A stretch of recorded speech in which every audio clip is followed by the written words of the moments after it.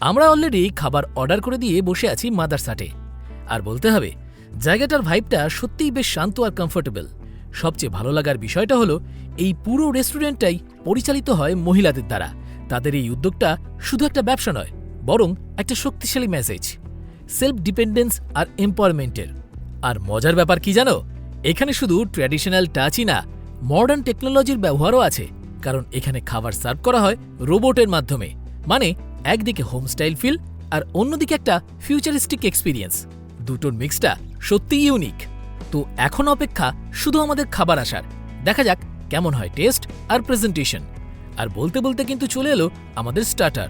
তো ওয়েট করতে করতে আমাদের প্রথম স্টার্টার কিন্তু চলে এসেছে, মোচা কড়াইশুঁটির চপ। এই যে এখানে দেখাই যাচ্ছে। এবার খাবো, খেয়ে দেখি মোচা কড়াইশুঁটির চপ। ও ছানা, আচ্ছা ছানা কড়াইশুঁটির চপ, ঠিক আছে। খেয়ে দেখি কেমন খেতে।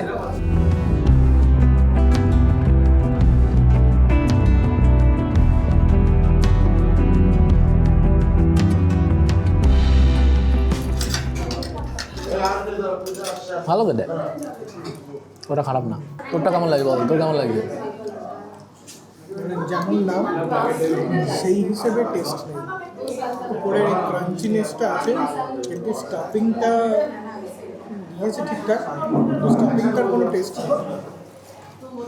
সৌরভের কাছে মাইক্রোফোন নেই, হয়তো ঠিক মতো শোনা যায় না। বলছে স্টাফিংটা কোনো টেস্ট নেই, উপরে এই যে কোটিংটা দেওয়া এটাই ভালো। আমি তো লবণ খাই না, তো আমার কোনো অসুবিধা হচ্ছে না, আমার ঠিকঠাকই লাগছে।